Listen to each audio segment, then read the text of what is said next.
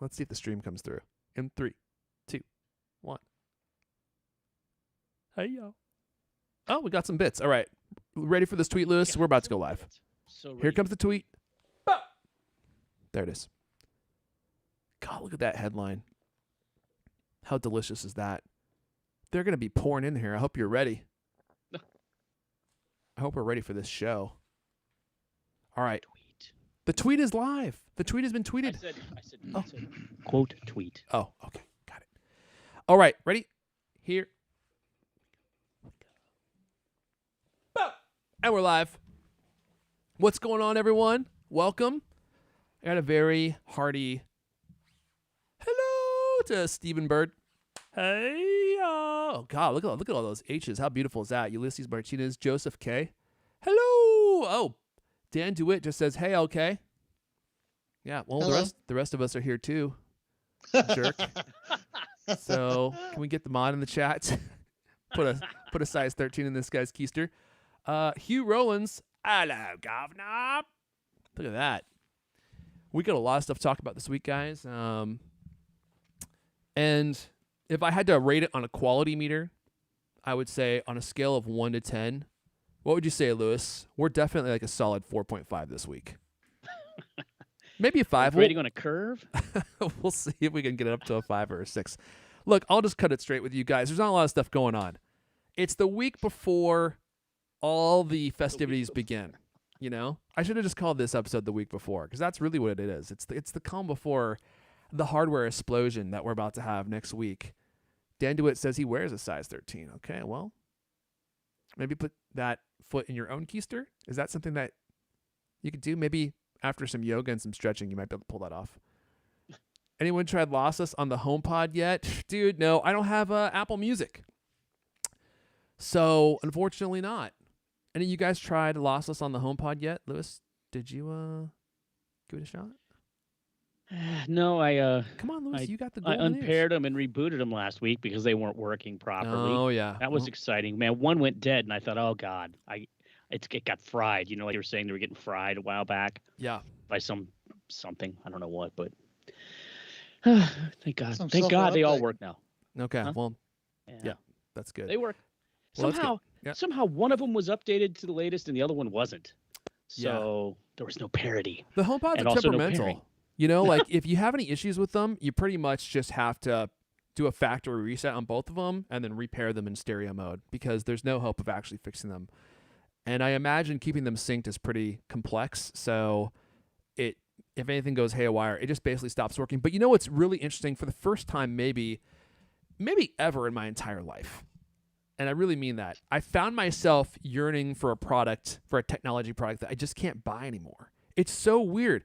I love my HomePod so much, and there's this huge cult following out there of people who love HomePods, and you just can't buy them anymore. So I was searching online. You can't get them virtually anywhere brand new, at least as far as I could see. So you got to go onto the freaking black market. You know, it's like, hey, man, you got any HomePods? And they're like, what do you got for me? It's like, oh, I don't know. How about you take a pint of this blue meth that I made in my own home? It's like, that's what you got to do to get a HomePod these days. Or you can go on eBay or your other option is just to go on eBay. But you're going to pay for a HomePod, dude. They are not cheap. I mean, I see them. I wasn't even looking for new ones. I was just looking for used ones. And people are asking you $350, $400 for a HomePod. Really? Yeah, it's a freaking ripoff. ripoff. They've gone up in price? They've gone up. Oh, yeah, they've gone up in price because they still are current technology. Apple keeps updating them with new features. So it's not like it's the hi-fi, like the Apple hi-fi, where you got to go through all these zany hacks to make it work. They work great. And they sound fantastic. It's like having two angels singing to you. And it's dead, though. It's dead in the water, isn't it? I mean, it's only got a limited shelf life. That's what I'm saying. It's so weird that they discontinued that, and yet they still are so immensely popular. I could probably do a video on my YouTube channel today and get 50,000 views about HomePods. People love HomePods. Sorry, what? Well, wasn't the rumor they're still selling out the original production run? That's what we heard. I don't remember who we heard that from. That seems crazy. Yeah, I think that was a few months back. That was a tweet from iPhone Lover 69 on YouTube, right? Twitter. HomePod 1169, where we get all of our news. We just take his tweets as word. So let's see. Stephen Bird, if only they would allow Wi-Fi connection to the AirPods Max so we can get lossless. Dude, I'm right there with you. I think that AirPods Max have been nerfed in a maximal way. Right now, you can only get that Bluetooth connection, and the Bluetooth connection isn't a hi-fi connection. It's so weird what they've done with this product, and it's so unfortunate. And they tie, so it ties you. Well, there's the not being able to play lossless audio on the HomePods or the AirPods Max, but then also like you're tied to Apple Music to get like the really high quality audio experience because you can't even get it from Spotify right now. So the whole thing is really weird. All right, enough of this. Totally weird that Apple would want you to use their music service. Yeah, Totally weird. Well, Unexpected. maybe we need some epic lawsuits to liven things up, right? Which were genius. They're actually working, and we'll talk about that here in a second. It's kind of crazy to see what is happening in the world of the App Store. And normally I'm like, we're not going to talk about the App Store, but there's a huge story out this week that we'll talk about. So let's see here. Let me cue up Mrs. You know who. Mrs. D. What? What, Lewis? Just, pain in my neck. I thought you're a pain in my neck, Lewis. I thought you were going to say something that I knew you were going to say this. that. You did cue me up for it. You know who's not a pain in my neck? Hello. In fact, Mrs. D, I got to say, you've helped me out with several pains in my neck. Massaging them, getting them out, and then offing a few people who really were pains in my neck. And I don't know what you did to them. I never saw them again, and I really appreciate that. So whenever you're ready, Mrs. D, let's go ahead and cue up everything. And I've got my finger on the button. You let me know when you're ready to let those golden pipes sing. Here we go. Hello, and welcome to CultCast, the best 30-plus minute Apple conversation you're going to hear all week long. I'm your host, Aaron Elias, joining me today. Fans worldwide love reading his many Apple books, but in the Cult of Mac world headquarters, the hardbacks are mainly used to steady the legs of wobbly tables, building forts Lewis can play in, and the paperbacks, well, if you're in a pinch, roll in a tube. He's the founder of Cult of Mac, the renowned author. Lander Katie is here. There's not a lot of papers left in the paperback edition. Also with us. Hold on, let me finish. Also with us, he enjoyed his time traversing wine country in Italy, but his time away made him realize how much he's missed horse cropping Cult of Mac writers when they made small spelling or grammar mistakes. Feels great to be back. He's the managing editor of Cult of Mac. Lewis Wallace is here. Oh, yeah. I saw a typo yesterday. Whew, that guy got it. Yeah, but whose was it? So, was it yours, Lewis? No, sir. It was not mine. Did you go Somebody after it? Yeah. took a shortcut. Oh. Well, I know you're not talking about LK. LK always takes the scenic route. Yeah, it's not the newsletter without a typo sweep. And of course, it was full of typos. But what can you do? You can't whip LK, you know? He's trained in hand-to-hand bar combat. So if you go after him, you got a worthy foe. Especially if it's lunchtime, because by then he's had 17 or 18 Stellar Artois. He's ready for a brawl, you know. So you got to be careful. All right, well, we got some good stuff to talk about this week. Look, I was saying this before. Look, I'm not going to candy coat it, okay? Well, maybe I will a little bit. It's a slow news week. We are right before all of the hardware announcements that are going to be coming later this month, and it's going to be an exciting time. So let's just kick back, relax. Let's cover some of the smaller stories that I think are probably going to get lost once we start talking about iPhone 13 and iPad Mini and MacBook Pros. I mean, it's going to be a hardware-gasm in the next week or two.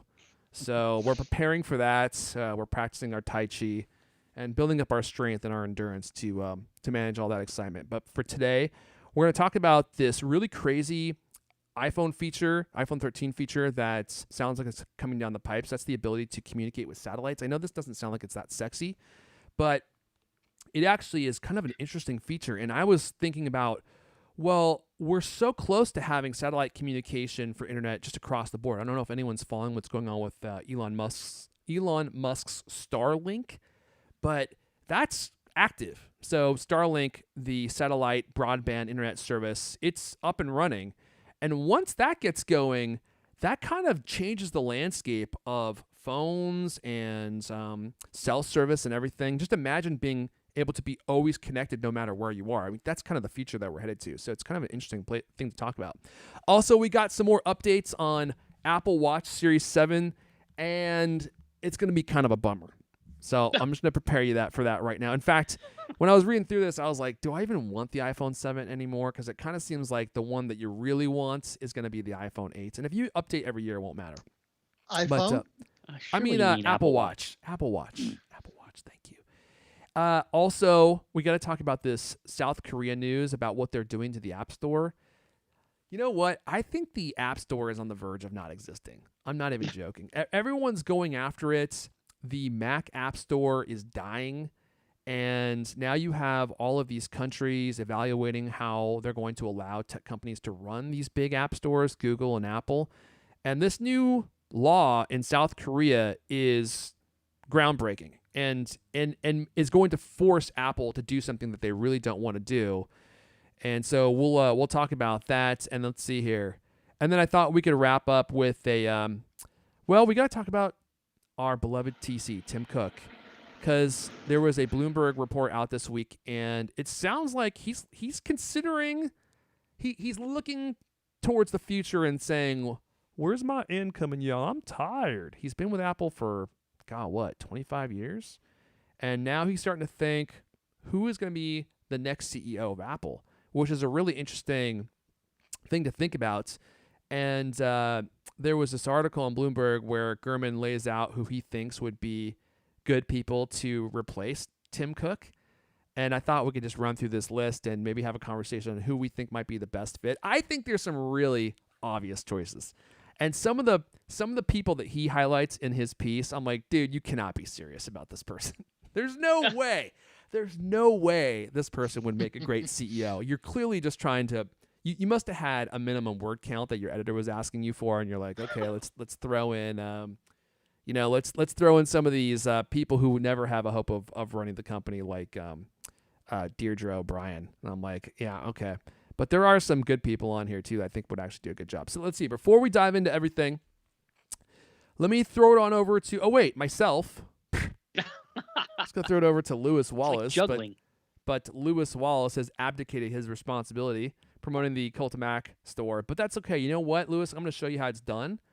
And I'll take notes. Leander, I hope your credit card processor is ready for the chaos that's about to happen after I do this sponsorship read, because it's just going to be pouring in. So, store.cultofmac.com. If you're looking for some choice Apple accessories for your iPhone, for your Apple Watch, for any Apple device that you own, this is the place that you need to go. Don't go to Amazon. It's just full of back alley Shanghai garbage. This is the good stuff. This is the curated, high-quality stuff you're going to love. We've got some Apple accessories under $30 here. And if you'll notice the theme, if I may point out to you, the Nintendo theme. So if you're a fan of Nintendo, you got some really cool options here for cases for your Apple Watch, for your Apple TV remote, for your AirPods Pro, and to quote the great Men's Warehouse Finder, you're going to like the way these look. I guarantee it. We've got, where'd all Nintendo stuff go, Lewis? This is a bait and switch. Okay, well, here we go. We got the Elago. Page after page of Apple accessories. You got them all highlighted in the hero artwork, and then I got to scroll down 20 feet to get to the actual items. We'll have to talk about this offline. There's a lot of stuff in there. I'm going to have to borrow your horse crop and beat you with it later. I'm going to disarm you, and then you're getting to get horse cropped. So, Elago R4 Retro Apple TV remote case. So, this will make your controller grippy. It also looks like a Super Famicom controller, which I really appreciate. We'll keep scrolling down here. We've got some really cool AirPods cases. This one looks like a Mac. Oh, look at that. The signed copy of the Tim Cook book, only $27 for a signed copy, which I think is crazy, far too low, Leander. I've told you that before. I actually have this little case right here. This is the Alago Apple Watch stand. So when you put it into the charger, it looks like a original MacBook. Very cool. And all the great Nintendo stuff is just buried on page, what was this, 2, 3, 4. Oh, here's one. Cool. This is the Alago Apple Watch stand. Makes your Apple Watch look like a original Game Boy. Super, super cool if you're into Nintendo stuff, which I definitely am. Oh, here's one that makes your Apple Watch look like the screen of an original iPod. And, $15. I have a stand that I use for my Apple Watch that looks like the Mac, as I mentioned. And it's cool. You just plop it in there. And it's got a little retro feel while your Apple Watch is charging. Plus, you can still see the watch for nightstand mode. So, here is the one I was looking for. The Alago Apple TV. This is a Super Famicom case. This is actually really cool. Let me highlight this. This looks just like a Super Famicom, which was the Japanese version of the Super Nintendo, for those of you that don't know what I'm talking about. And it looks just like one. So you could Nintendo up your Apple accessories and give them a nice grippy feel. Oh, there's that picture I was looking at earlier. That's cool. And everything's really affordable. So if you're looking to get a case for your Apple Watch, for your iPhone, if you want something that's going to give it a unique look, head on over to store.cultamac.com, store.cultamac.com, and, just take a look around. We've got all sorts of great accessories for all your Apple stuff, and all of it's super high quality and very affordably priced. Very affordably priced. I think you're going to like what you have to see and what you see here. All right. How was that, Lewis? Whew, that was devastating. God. I'm humbled. Are you going to feel completely inadequate when you do these in the future? Already. Welcome to QVC, Stephen Huxtable says. We should just do a whole episode where I just talk about the store stuff. And slowly scroll it. Yeah, you could watch me slowly scroll through the store. And I won't be talking a whole lot. I'll just be looking and be like, oh, that's cool. Then I'll click on it, and then highlight over the images. And then I'll say, oh, look at that image. That's cool. All right, let's dive into the first story. Where are we at here? Where are my notes? Oh, yeah. iPhone 13, rumored satellite communications. Lewis, tell us about iPhone 13 connecting to the satellites. Yeah, so news that iPhone 13 will be able to exchange texts and phone calls using low Earth orbit satellites. That's hard to say. First came from respected analyst Ming Chi Kuo, perhaps you've heard of him, over the weekend. And then Monday, Mark Gurman from Bloomberg chimed in and seconded the report, but he said that this feature coming supposedly in iPhone 13 will be strictly for serious emergencies. This is going to give the iPhone the ability to communicate via satellite, let users stay in contact when outside the range of 4G, 5G, regular cell networks. So the story now is that, it basically sounds like people read Kuo's report and kind of read a little too much into it. And Gurman's kind of dialing it back, saying this isn't going to be, for casual chit chat. You'll only be able to use it to text someone who's listed on your device as emergency contact. Gurman actually quoting him, he says, the texting via satellite tool, codenamed Stewie inside Apple, will restrict messages to a shorter length. The text will automatically push through to an emergency contact's phone, even if the do not disturb setting is on. So there you go. So this is supposed to be, you could just send a text via satellite to some emergency contact. Yeah, like I just got my leg bitten off by a bear in the middle of the woods. Help. Yeah. Yeah, or my ship is sinking, I'll be underwater in the next 10 minutes. Yeah, come look for me. That was part of what they were talking about. They were saying like, "Oh, you can report plane crashes." I'm like, that's peculiar. We are going down. I mean, you just get a text that just says, "Ah!" Uh-oh. Yeah, well, God, we shouldn't even joke about such things. But some people do survive plane crashes. I used to know a girl who was in a plane crash, and she survived. Didn't Woz survive a plane crash? Right, true. It does happen. Yeah, right. It does happen. A helicopter, I think. God. It was a helicopter crash? I think so. Didn't it hit some lines, some power lines? I think you're thinking of Bill Graham. Oh, is that Bill Graham? Yeah, and he did not survive. Right. Yeah, I mean, sadly, most people don't. But if you do survive, I think this is an incredibly powerful feature. So you'll be detached from your dependency on having a cell tower nearby. So this could be immensely useful if you're on a mountain, if you're on a cruise ship, if you're somewhere where you don't have signal, especially if you're like on a mountain and you get stuck somewhere and you're by yourself. I mean, it's not uncommon for those people to perish because they can't call for help. There's no cell phone service or anything. So this could be a revolutionary new feature. But I had to pour some cold water on it, but I did a bit of research and I saw some experts were tweeting and doubting that this was actually the case. Yeah. Some experts were saying that this comes because of this Qualcomm chip modem that's going to be supposedly, there's rumored to be in the new iPhone 13, and it has the ability to communicate on this band that's used for satellite communications. Apparently, it's used for Globalstar right now, but Globalstar's went out of business. I mean, it's bankrupt, and its main business now is selling its valuable bandwidth, licensing it out to cellular networks or even for Wi-Fi. So that was some speculation I saw that saying that this is baloney, that it will actually be used for extra cell bandwidth or extra Wi-Fi bandwidth instead. Well, the story that I was reading, this might have been from Bloomberg. I don't want to put words in Gurman's mouth. I'd have to go back and check. But they were saying that Apple was so serious about this feature, they were actually considering launching their own satellites to pull this off. Yeah. So that was a rumor too. That was a rumor about that earlier this year, wasn't it? They were looking at their own satellite network.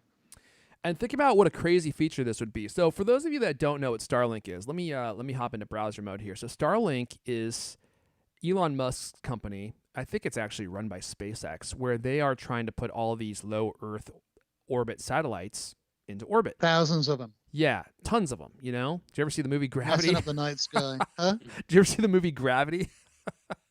Oh, right. With Sandra Bullock, yeah. I heard that when they were doing this, they actually almost caused a collision in space, which would be like a nightmare scenario, because once you have that debris floating around in space, it's hurling around the Earth at like 30,000 miles per hour. And how do you collect it? You can't. So like all this shrapnel is flying around the Earth, hitting other satellites. Like it could be like an utter catastrophe.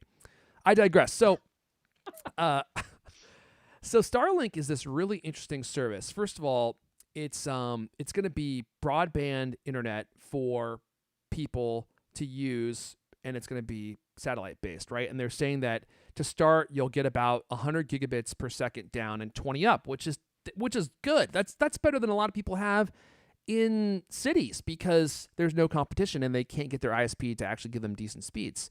So it's a really cool technology. I mean, it's not super reliable from what I've heard so far, and it's kind of spotty. It's a bit really spotty, isn't it? That's what I heard too.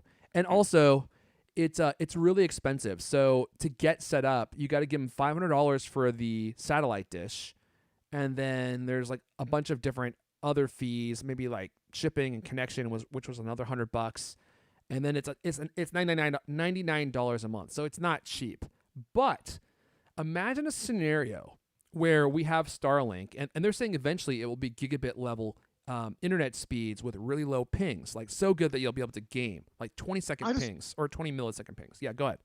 No, go on. You keep so, going. So let me just paint the vision here. So you have a scenario where you have Starlink available, and you have gigabit level internet anywhere in the world. I mean, you're in the mountains, you're in the Sahara Desert, you're on a vacation in Europe. It would completely destroy completely destroy cellular networks. Like what, you wouldn't need them anymore. You would have an always on connection everywhere you go. And that's one of the things I thought was exciting about this. And I was like, does Apple see that coming down the line? Do they see that coming down the line? Or are they thinking to themselves, hey, y'all, we need to get ready for this?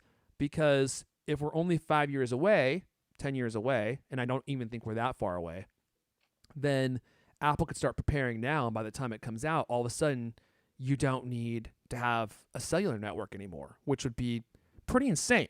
Sorry, Lena, what were you going to say? Well, I was just wondering about what kind of hardware do you need to send a signal up to a satellite? I mean, right now, the radio in your phone, right, your iPhone, only has to communicate with the cell phone tower, which is what, at most maybe a mile or two away. in almost any circumstances. Mm-hmm. But if you're beaming a radio signal up to a satellite, I mean, this is why they have satellite dishes for these modems, right? For the satellite service. Yeah. For satellite broadband at home, you've got to have a big dish, right? And that has much higher power to get a radio signal up to and back from the satellite. So, would an iPhone mini be powerful enough to send a signal up to a satellite? Well, that's a great question, but that's only the capabilities at this point. Remember when you used to need a ginormous 10-foot dish to get satellite TV, and now you can just get one of those little tiny ones, and that's all you need. In fact, they have satellite phones right now. I'm sure you've seen it, where you just unfold an antenna and you're able to make calls via satellite. So that's the way it is now. But if the technology is there and you can get really fast internet speed. Sorry, my freaking headphone cable is wrapped around my chair, and I can't figure out how to. There we go. I was like, why can't I move my chair? And I look down, and it's attached to my headphone cable. And I'm like, gotta be careful. I don't want to pull it out of my mixer here. That'd be a disaster. But in 5 years, maybe they'll be able to build that technology into the actual phone. And at that case, it's like, dude, AT&T, T-Mobile, all these companies that have invested huge money into these cell phone towers.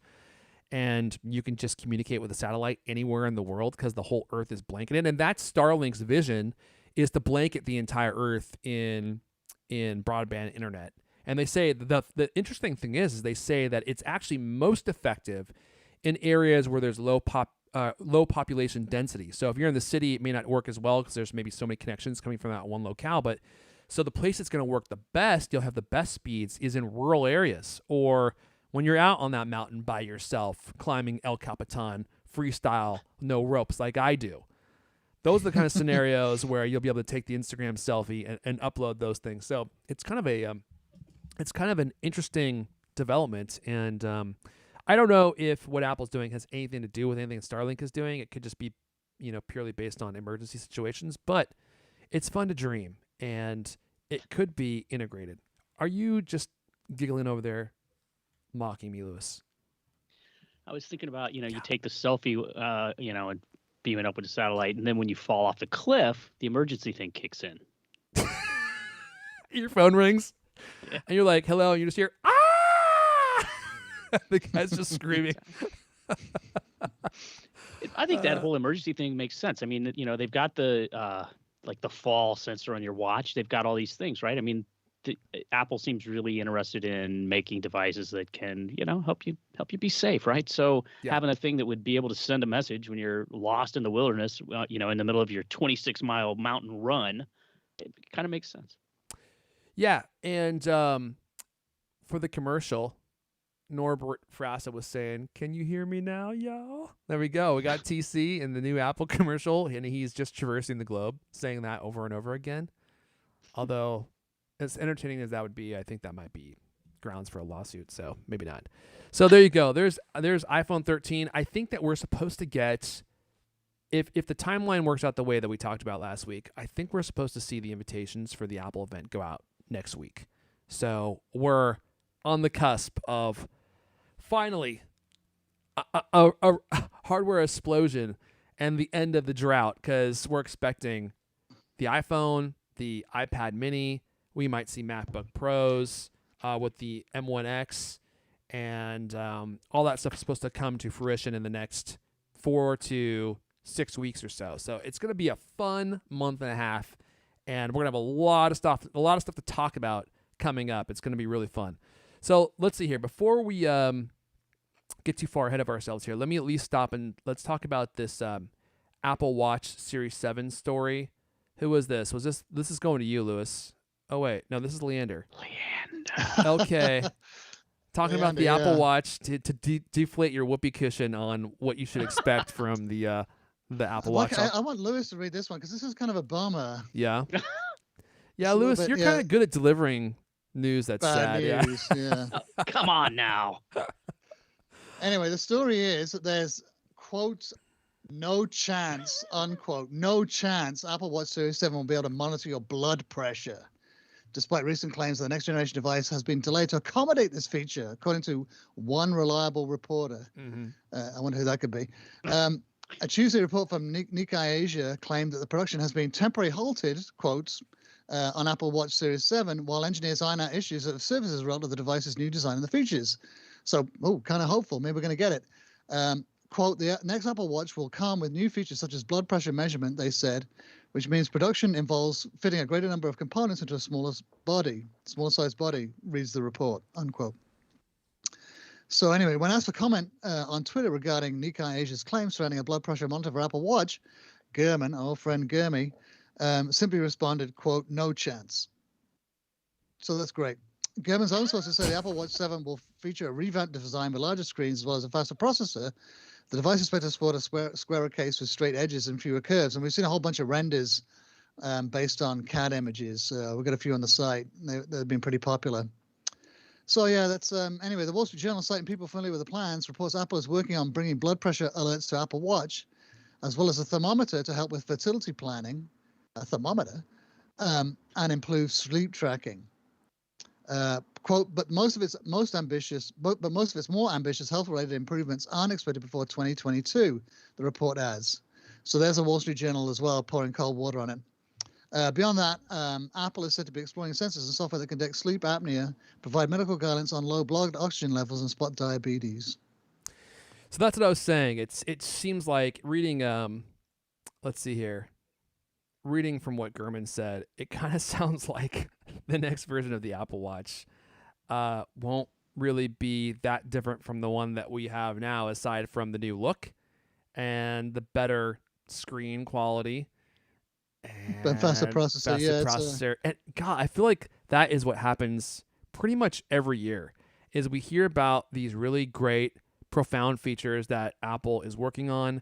And then once we get close to the release, they say, oh, actually, Apple couldn't make that stuff work, so they're going to just make the screen a little bit bigger, and it's going to be a little bit faster, and then that's going to be it. So aside from the always-on display, you really don't get that much in terms of groundbreaking new features since the release of the Apple Watch in 2014. I guess there's the heart stuff, but for most people, I was just thinking, we should map it out, because I'm wondering, don't they? I mean, they have been adding new sensors. Is it every year or is it every other year? It feels like every year they add at least one, but the one that they add, it might be something minor. It might be useful, but it might be minor, like the altimeter, and there's the barometer, and then there's the blood oxygen. Blood oxygen, yeah. So, and it's stuff it's cool, but how many people actually use that stuff on a regular basis? I can't remember the last time I looked at my blood oxygen. I see the red light going off on my wrist all the time, so I'm like, oh, it's checking. But you do? You say, underneath it's shining. Oh yeah, all the time, especially because I wear my watch. You see it all the time? I never noticed that. Huh? Well, especially at night, because like I'm sitting there and like all of a sudden I see like my wrist start glowing. I think part of the problem though is like, and Apple is really working on getting the FTC to approve some of these uses for them. So they have all of this technology built into the watch, but they're not allowed to use it in certain ways because of regulations. So they're prevented from, I think, maybe giving you like a warning that your oxygen is getting too low, because that feature is only for, I think, entertainment purposes, right? So they can't actually use it to notify you of anything. You're gonna have a heart attack. Entertainment only. Yeah, you're suffocating. Did you know that? Uh-huh. Well, but they do have some FDA approvals, don't they, for stuff like the ECG was all FDA approved, wasn't it? Was it? I think so. I'm not sure. The EKG. Yeah, I'm not sure what. Yeah, sorry, go ahead. They can send you hey, your heart's beating way too fast and you don't appear to be moving. I mean, they can do that with that one. But I didn't realize they weren't able to, or allowed to send you a thing about low blood oxygen level. I didn't realize that. Yeah, so there's a bunch of those kinds of features that I think would be more useful in some kind of like proactive notification that they're just not allowed to do because the FDA. Did I say the FTC before? I think you did. I don't know. I really hope I did. I feel like I did. The FTC is just not going to allow that stuff. They're too busy regulating like how much profanity is in television shows to be worried about the low blood oxygen sensor. But maybe they should try contacting the FDA. That might work out better for them. Yeah. So it's interesting from reading a lot about what's going on with the blood glucose sensor and the blood pressure measurements. It seems like Apple hasn't really figured out how to make, well, speaking about the blood pressure thing, they haven't really figured out how to even make that work, like how they might even approach it. They're just studying different ways of doing it.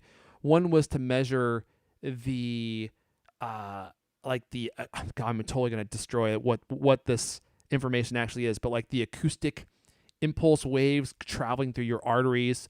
So it wouldn't be able to tell you, and that's probably 100% not what it's called, but it sounds cool, doesn't it? But basically, it would be able to tell about like the movement of your arteries in such a way that they could give you an indication of where you're trending as far as what your blood pressure is, but they can't actually read it and give you like an instant reading. And they're also toying with having some kind of device that you could wear that would help take your blood pressure, but it wouldn't inflate, because right now it has to inflate. Isn't that the weirdest thing? Is it's almost like a fax machine. It's this really ancient way of taking a measurement of something. They have to like put a cuff on your arm and then inflate it. And then I guess they're waiting to see how your heart reacts in those situations. I don't even know how they do it, but that's the only way to do it. There's like no other way. They just got like, if you go to the hospital, they just put a cuff on your arm, and then every 30 minutes, the freaking thing inflates, and then it just does it automatically. So a human doesn't have to do it, but it's still the way that they measure that kind of thing. So it's cool to see that Apple is working on this. Does Apple have a patent for putting one of those into the watch band itself?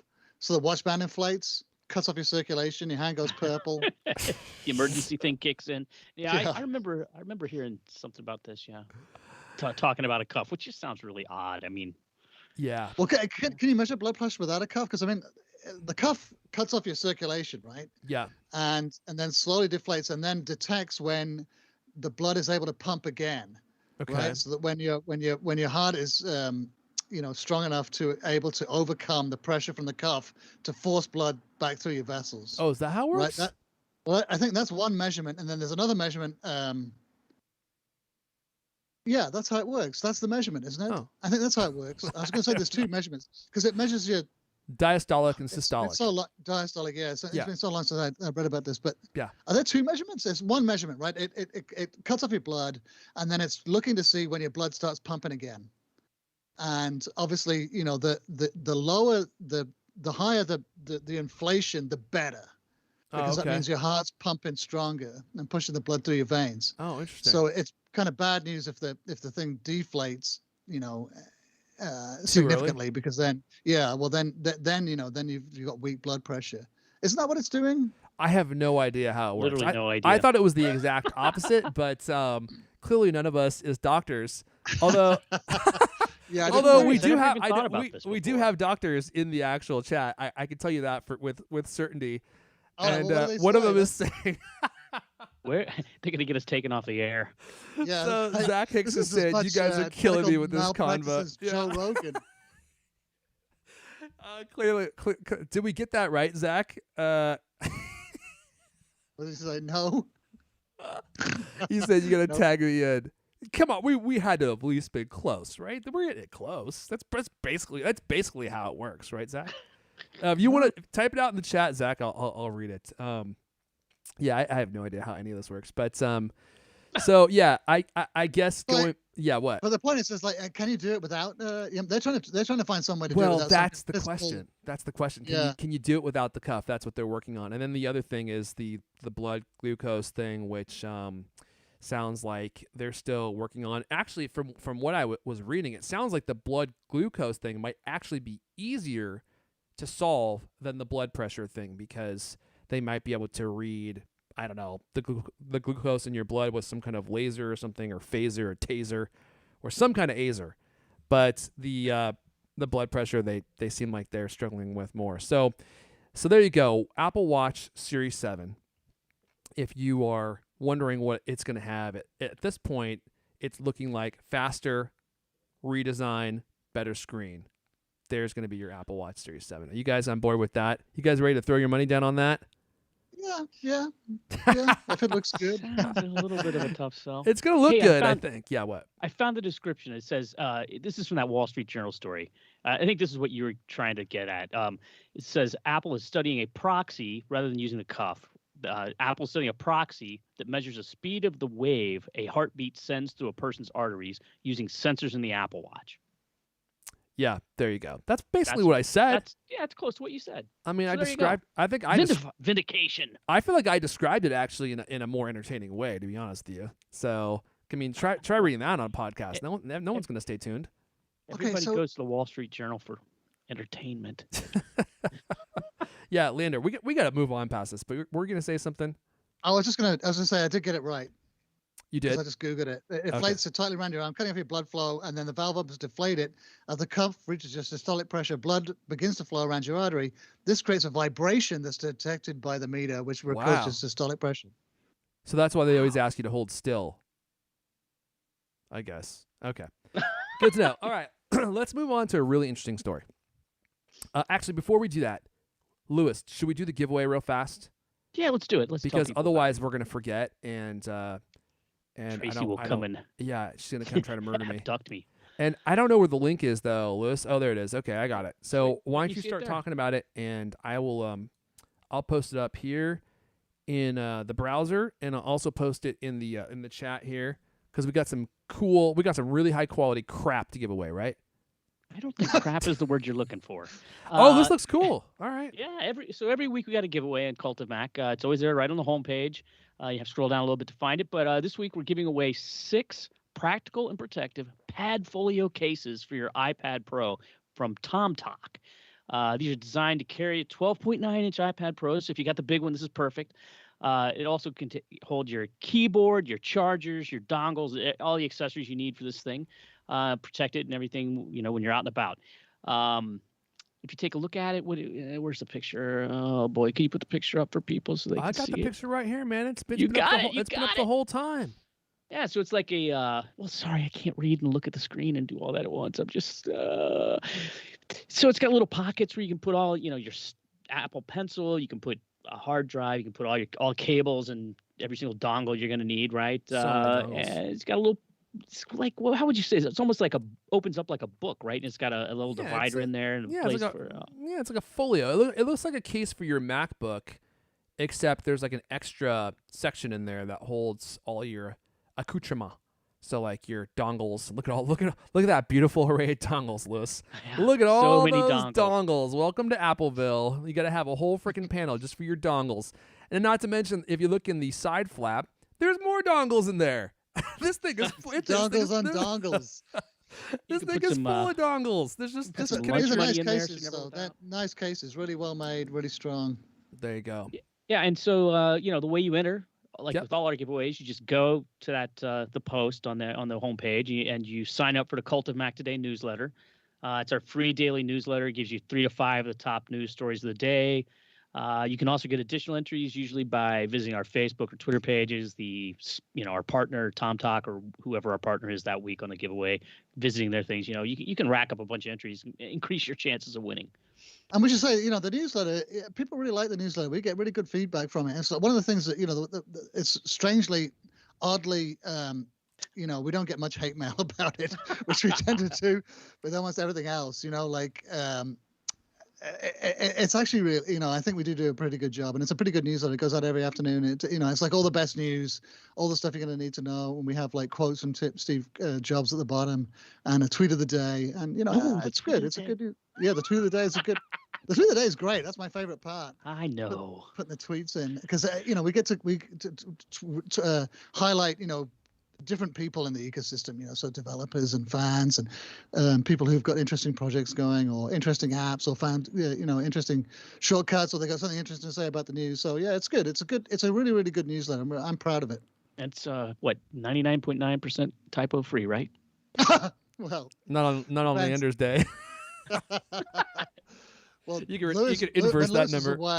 When Lewis was away in Italy, like Lewis does a typo sweep because he's a trained copy editor. And so when he was away, I went to a more streamlined workflow, which is another quote unquote streamlined. And so the typos are back. But anyway, I don't know. Maybe people like typos. Maybe we could do a typo bounty or something like that for the readers. Gives it character. All right, hold on here. Let's read this brain dump from Dr. Hicks here. So he's saying, systolic and diastolic BP is the pressure in your vessels when your heart beats and then relaxes respectively. So the mechanics of measuring this is that the cuff inflates to cut off the blood flow. The pressure at which the blood starts to flow again is the systolic. When the blood flow is no longer restricted at all, then you can no longer hear it. That's the diastolic. Okay, so you pressure till you can't hear anything. You slowly start to release it. You hear something. That's the systolic. You keep releasing, and then when you can't hear anything anymore, that's the diastolic. Now, when it's all coming together.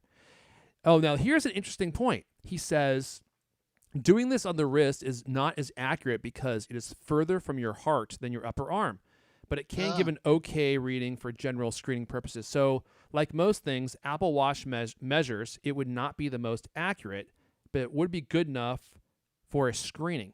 So that's interesting. So even if they did inflate something on your wrist, it wouldn't be as accurate as doing it on your arm. So regardless of how they did it, it would still not be as accurate as doing something on your arm. Let's see here.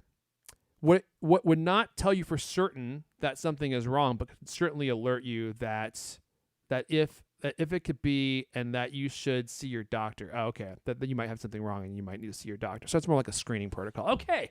Dr. Hicks, thank you for that information there.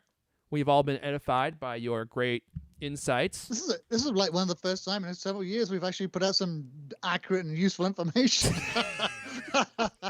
I was actually sitting there going, "Oh, okay, right." Very interesting. I learned a lot about blood pressure just now. I learned something today. That's not often you get to say that on this show. Let's not make a habit of it. Yeah, absolutely, Yeah, right. absolutely. Now let's move on immediately before people start to expect this on every show. And I will also commend you on your on the boot that you used earlier on that ruffian who was in the chat and making a scene. And I'm so grateful that you put your size 13 steel toe into his keister. I know you've been doing quad workouts too, so I think he's going to be feeling that for the rest of the week. Alrighty, let's see here. Where are we going to next? Okay, we did the we did the giveaway, and oh yeah, that's right. So we're going to talk about this new law that just was created in South Korea about the App Store. Now, this is, I think, going to send shockwaves through. Well, it's going to affect how everyone views the App Store and what is possible, and it's going to loosen Apple's iron grip on the App Store. And here's the story. Let me see if I can find it here. Oh, here we go. Yeah. So, South Korea is the first App Store that must allow third-party payments, which is huge, right? So let me move this over here so I can read this and scroll through this at the same time. South Korea has become the first country to tell Apple that it must open up the App Store to third-party payment platforms. The law also applies to Google, and other countries will likely implement similar rules. That's the thing, is once one domino goes, everyone's going to be piling on and saying, oh, shoot, we can do this too. The amendment to South Korea's Telecommunications Business Act prevents large app market operators from forcing their own payment system on users and developers. It also bans unreasonable delays in app approvals. A number of countries have been taking a closer look at Apple's policies surrounding the App Store and the tight control it exerts over things like app approvals and payments in recent years. Many think the company's unwillingness to accept third-party payment systems and the large cut it takes from developer revenues is an antitrust concern that needs to be stopped. The other thing that I was going to point out is this other story. This is from the Mac App Store. Submissions fall. One quick question. When does this come to effect? Didn't see that in the story. Let's take a look. They didn't say. Is it like a proposed law, or I think it's like actually it law. passed? I think it just passed. Yeah. The same law. I think it was just passed into law. It came down this week. I don't know exactly when it goes into effect, but Yeah, I'm going to guess maybe next year, but who knows.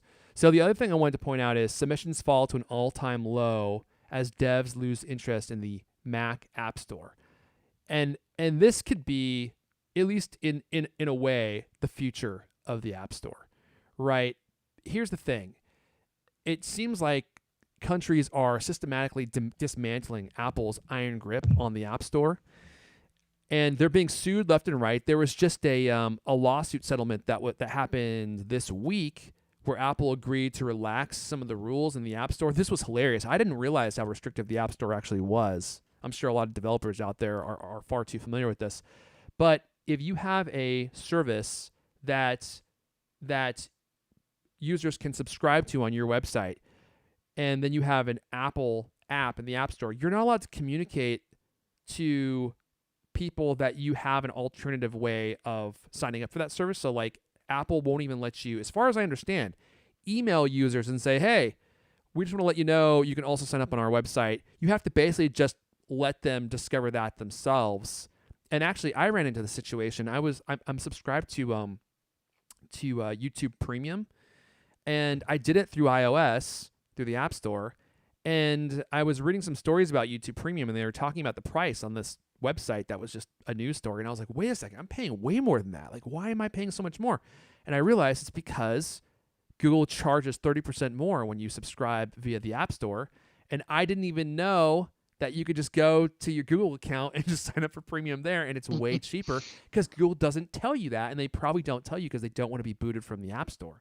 So it's this weird problem, and now Apple is going to allow people to actually communicate to their users outside of their app that there actually is another payment alternative. So you've got all of these other lawsuits going on. With a live link now too, right? Can you do a live link? I don't think you can link to it directly in the app. I think this is the relaxation that now allows them to do that, I think. Really? Was that a key point?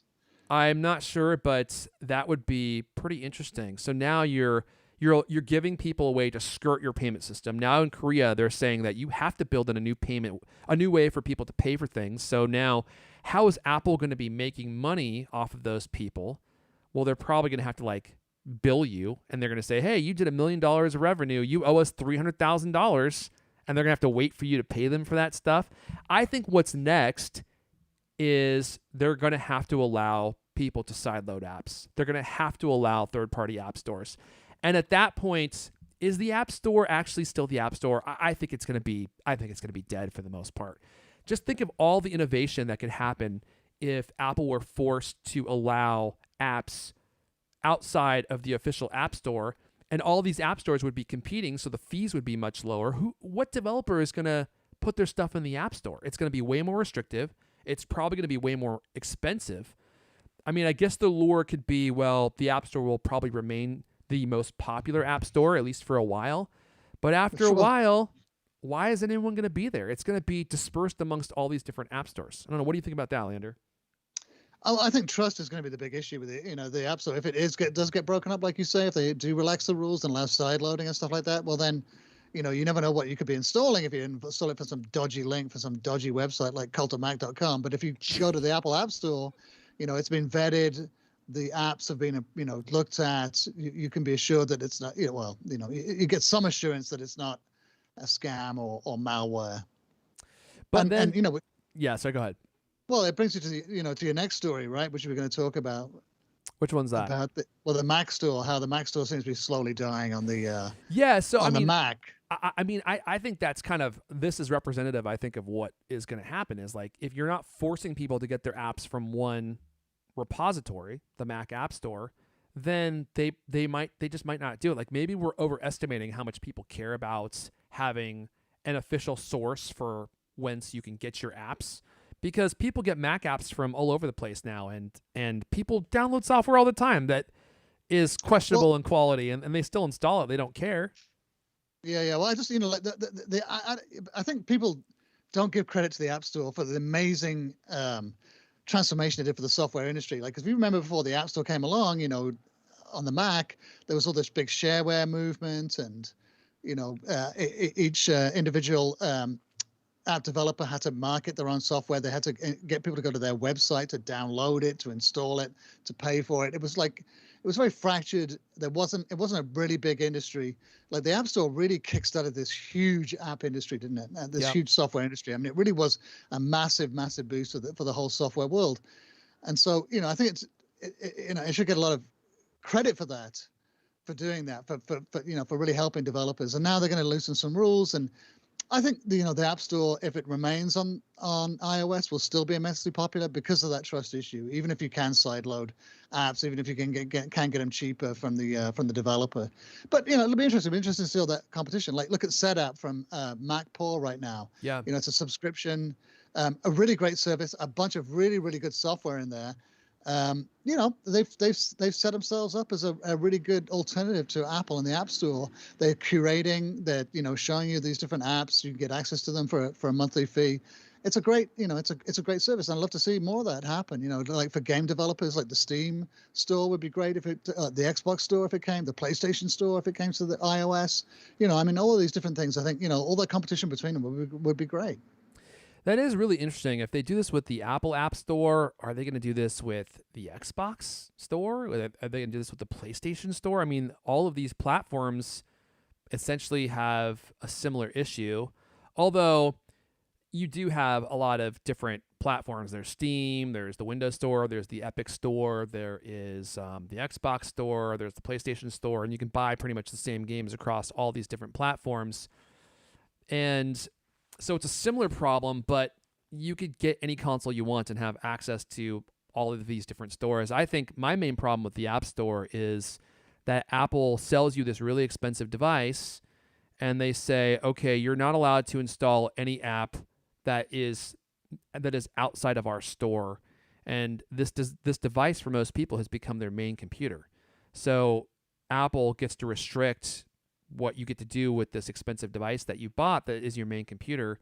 And an Xbox or a PlayStation, that's just a gaming console, right? Like it's not as essential. Although I admit it is kind of a similar issue. It's like all these companies have their own hardware and their proprietary stores, and this might mean that they're not allowed to restrict games in the Xbox store and the PlayStation store. It kind of creates a really big mess, honestly, because if they can't control the content, they can't monetize the content as easily, and then their motivation for creating that hardware and selling it to you for cost, which is basically what PlayStation and Xbox do, might be diminished. It's like a Pandora's box. It's like once we get on this road, it could those drastically game makers change. Especially, I mean, that's like you said, it's their business model, isn't it? It's like a razors and blades businesses. They're selling the hardware for cheap and hoping to pick it up on the software. So yeah, it definitely breaks them. I mean, it is interesting to see if there were any legislation would it apply to those stores, and would it break their business model? Probably. Yeah, and then all of a sudden, instead of paying $500 for an Xbox, you're paying $1,000 for an Xbox or something, which people don't want to do. So it's kind of an interesting problem. Well, Apple hasn't done that, does it? Apple doesn't subsidize its hardware sales. It just rakes in the cash on the hardware and the software. And people, and it was a crazy idea. Remember when phones were free? They got them, with a 2-year deal. And when the iPhone first came out, Steve Ballmer, the Microsoft CEO, famously said that no one's going to pay $400 for a phone. Yeah. I mean, $400. My God, that's a entry level phone right now. That's the iPhone SE. Yeah. People are paying $1,200, $1,200 or more. Which, by the way, there's a story that came out, I think, right as we were broadcasting last week, that Apple is considering raising the price of the iPhone to make up for the fact that all the components are really expensive right now, and they may pass that cost on to consumers. And I was like, oh my gosh, if they come out and they tell me the iPhone 13 Pro, like the base model, is $1,200, I don't know what I'm gonna do. First, there's gonna be a loud whoopee cushion sound, and I'm gonna be really upset about that, because I really don't want to spend $1,200 plus tax on a base model phone or something. So it'll be interesting to see what they do with that. I kind of feel like Apple has pushed the envelope as far as they can go. They can't make phones any more expensive. I mean, I'm spending $1,400, $1,500 on a phone. There are some people out there who I'm sure would do that, but I think most common mortals would not spend that much money on a phone. It's just too much. Anyway, I digress. So, got lots of people talking about this topic. I didn't realize that this was going to be the popular one. So, interesting development in the world of the App Store. And the reason I bring this up is I kind of feel like we've been following this beat. There's all these different lawsuits that keep happening, and as they happen, we've been talking about them here on the show. And the world of mobile phone app stores, it seems like it's changing. And Apple is under fire, and they're making concessions in these lawsuits. We were just talking about this, I think, before we went live, or maybe we were live. I don't even remember anymore, because we've been live for so long. I'm having a problem determining what has been broadcast live and what happened in our personal lives. But they're making these concessions quietly, and they're trying to, as Leander put it earlier, deflate some of the pressure to provide some of the bigger ticket items that some of these companies are asking for. And I got to say, like, the Epic lawsuit, I don't know if this was their intention to just basically create a bunch of bad press for Apple and put pressure on them to change things proactively, but that's what's happened. I mean, this lawsuit, yeah, for sure, has been followed really closely, and there's all these like amicus briefs, friends of the court who are backing up Epic's position and coming out and being like, yeah, I'm pissed too. I really don't like that Apple's doing this. And now they're all piling on, and Apple's getting so much pressure. It seems like something is going to have to change at a certain point. Yeah, it's definitely going to change. And in fact, isn't a verdict supposed to be due any day now on that Epic lawsuit? Because it wasn't decided, and it was the judge said they were going to come back. I don't know. Let's look it up. Epic lawsuits. Let's see. I'm looking for news. God, why do I? I can't remember when they said that they were going to get a hand down a. They didn't say? I can't remember. No. Yeah, sorry. I know it's really entertaining to watch me search for stuff live on the internet. Look at the internet. And just look at me furrowing my brow and just like biting my lip and just going, oh, okay. But I can't pull it up quickly, so let's just move on and pretend like this never happened. Yeah, right. Let's talk about this last story. So TC, our beloved TC. Did you know Tim Cook is, I think, 61 years old? And, he's been at Apple now. No, he's 60 years old. He's been at Apple now for 23 years. And there is this interesting story out by Marcus Gurmy, the one and only, about TC making his exit plan. And, he's getting older and he's been at Apple a long time. And they're probably thinking, okay, we need to start working on a transition plan. And so Gurman put out this article this week that I thought was interesting, and it basically just ran through a list of all the people who were at Apple that could take over for CEO for Tim Cook. And I thought we could just run through some of these people and just have a conversation on who might be the best pick. Some of these people are probably all of these people that I'm going to mention you've probably heard of. But let me just cover this part from the story real fast. Gurman says, the belief inside Apple is that Cook just wants to stick around for one more major new product category, most likely the augmented reality glasses. So that's going to be a while out. So it's looking like if he does retire in the near term, it's probably going to be around 2025. So, we got another 4 years with him until he departs. What are we going to do without TC? I never would have imagined he would have been as successful as he actually is, because he's so different from Steve Jobs. But so who could replace Tim Cook? Jeff Williams. I'm reading this right from the Bloomberg piece. If Tim Cook were to step down in the next 5 years, you can look no further.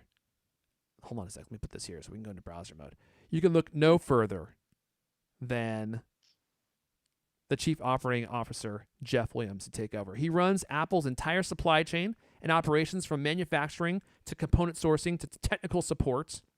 He's involved in the day-to-day development of all Apple's hardware and oversees both the hardware and software groups for the Apple Watch. Let me see if I can pull him up here. Where did I do the story? Oh, there it is, right there. Hold on a sec, guys. I'm trying to add this tab, and it's not working. Oh, there we go. Oh, were you guys watching me do that in browser mode the whole time? That's embarrassing. So, let's see here. Where is Jeff Williams? There he is. There he is, right there. So, but he is, I think, similar in age to Tim Cook. So, like, if they're looking to replace TC, they're going to want to have someone who I would imagine is a little bit younger, who's not going to take over as CEO and then retire, 5 years later. So, there was one option there. Oh, he's 3 years younger than Cook, so he's 57. And then there's Deirdre O'Brien. Let me see if I can pull her up here. I don't know where she is in this list. She has been at Apple for 3 decades. She became Apple's retail chief in 2019. She's held several sales, operations, and finance roles. She was also key to launching Apple's retail stores a couple of decades ago. As head of retail, she oversees the bulk of Apple's employee base. As the head of human resources, she runs one of the company's key functions. She was also about 5 years. She's also about 5 years younger than Tim Cook, so she could have a long career ahead of her. The next one up, Greg. Is it Joswiak? Is that how you say his last name? Because in my mind, I always want to call him Wozwiak. Jaws. Well, everyone calls him Jaws, but Okay. yeah, it is the spelling. You want to say Joswiak, but it's actually Jowswiak, right? Jowswiak. Gal, he's wearing a bold shirt in this picture. That's like the inside of Eddie Q's cuffs. God, that is such an inside Apple joke. Holy moly, what's become of us? So I think it's really weird that there's a guy there named Joswiak, because Wozniak is a really unique name. And now you got a guy named Joswiak, which sounds like Wozniak, a word you would never think you would find a rhyme for, and he's there at Apple and he's really high up. That's just totally bizarre. So, quote unquote, Jaws is the longest serving Apple employee on Tim Cook's executive team. I also hear that people are afraid to get in the water with him. Does anyone get that word? Oh my God. Jaws? No. Jaws, yeah. Thank you. Okay. He was promoted to senior vice president level just last year. He's been in Apple's innermost circle of important leaders for far longer. He's been heavily involved in product management and marketing for all of Apple's products for several years and knows the company inside and out. So I think he would be a great pick, although he is also close to Tim Cook's age. So again, why? That seems like a lateral move to me.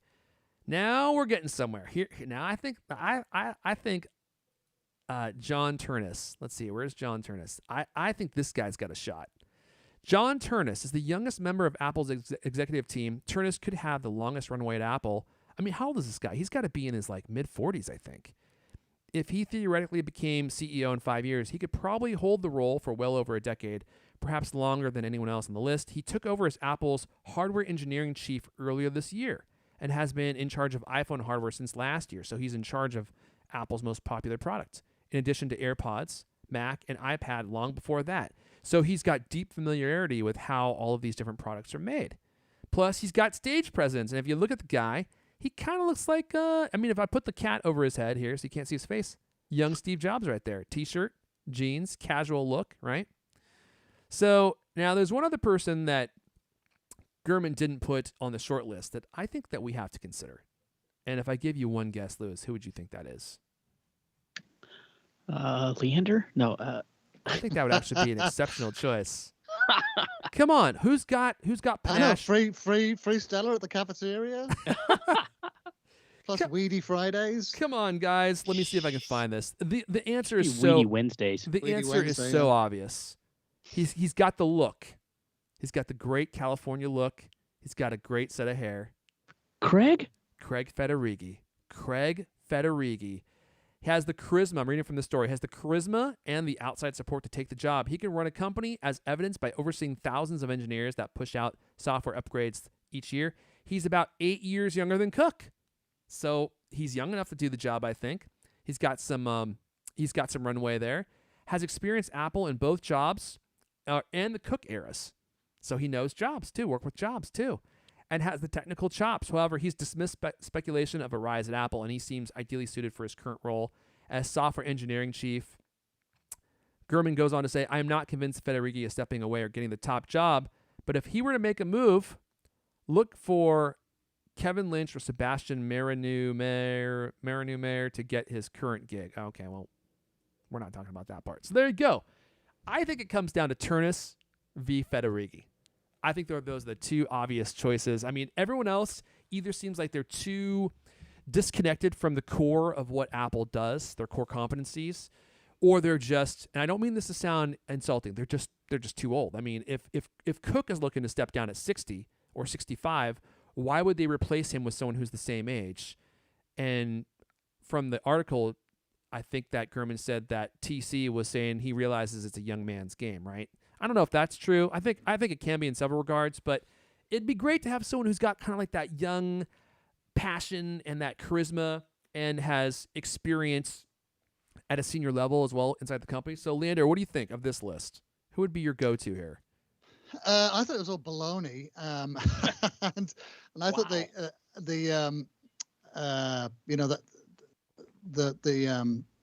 the fact that they want to get someone who's younger than him is a little bit of an artificial. I mean, I don't know.